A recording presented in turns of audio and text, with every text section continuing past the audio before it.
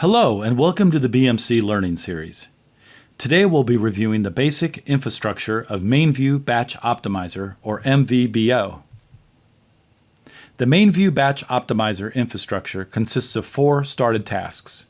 These tasks are normally started during the IPL process of an LPAR and are intended to remain up and running until the next IPL cycle. The started task default names are BMC Primary Subsystem, or BMCP, the BMC Consolidated Subsystem, or BCSS, the BMC Pipes Subsystem, or MBOP, and the Extended Job Execution Subsystem, or MBox. Now let's take a look at each of these started tasks in detail. It all begins with the BMC Primary Subsystem. The BMCP is shared among several BMC products and is not unique to MainView Batch Optimizer. The BMCP is a relatively benign address space that paves the way for an additional address space, the BCSS. You can have one and only one instance of a BCMP running in each LPAR. During the IPL process, start the BMCP as the first started task for BMC products. Leave it up even though it will do little work after it's been initialized. If you already have a copy of BMCP up and running on your system, you have another product that is also using the BMC-related infrastructure. It's important to coordinate product maintenance activities to ensure that you have maintenance level compatibility between the products that share this started task. The JCL for the BMCP, as well as all of the MVBO-related started tasks, typically resides in your standard proclib for started tasks. BCSS is short for BMC Consolidated Subsystem. Like the BMCP, the BCSS infrastructure is shared among several BMC products. The BCSS requires that the BMCP is up and running before it will initialize.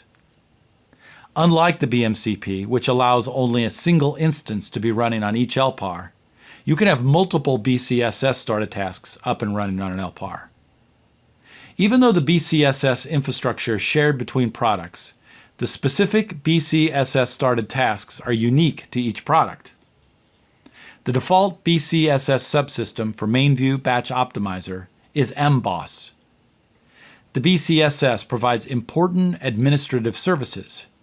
2 of the most visible are the management of the history dataset, or regiset, and secondly, the BSL-Plex DD points to the Plex PDS that contains the rules that dictate how the product will function.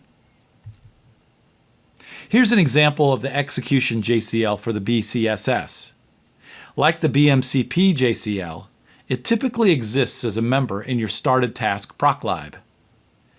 The BSL-Plex dataset is the same dataset you'll manipulate in the ISPF panels. It contains all of the members that control the function of the product.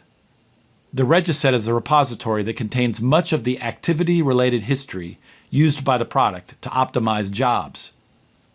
You'll probably have separate datasets for a test version and a production version of the product. The Job Optimizer Pipes subsystem is used to perform data transfer between job steps or separate jobs. The default subsystem ID is MBOP. When you issue commands to the MainView Batch Optimizer Job Optimizer Pipes subsystem, the commands must be preceded with a modify F, followed by the subsystem ID. Now here's an example of the MBOP started task JCL. Notice that the BSL-Plex DD is the same for both the MBox as well as the MBOP tasks. The MBox.js, or Extended Job Execution Subsystem, is started when the MainView Batch Optimizer Job Optimizer component is enabled. The default subsystem ID is MBox. When the Job Optimizer component is executing, batch job steps execute in either serial or parallel fashion. The serialized steps run on the JES initiator, while the step splits run on the XJS initiators. Start only one MBox started task for each LPAR. Additional XJS initiators will be spawned as needed for step splitting. Here's an example of the MBox started task JCL. The MBox started task is started along with the rest of the MVBO infrastructure. One thing that might surprise you is that the started task will go away once it spawns the first XJS initiator. This is okay and to be expected. Now let's see what a job looks like when steps are split and running on an XJS initiator. This is what a job looks like on an SDSF when it's split. In this example, the job is being split into 6 parallel steps. The job name is BDL split. We rename job steps to fool Jez. Only one job with a certain name can run at a time. Brackets mean that this step is running on an XJS initiator. The first step is executing in Jez2 initiator in class A.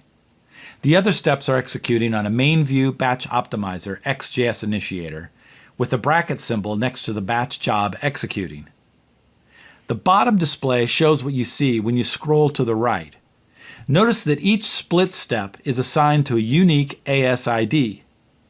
When the MainView batch optimizer started tasks are initialized and the job optimizer component is enabled, one XJS initiator is started.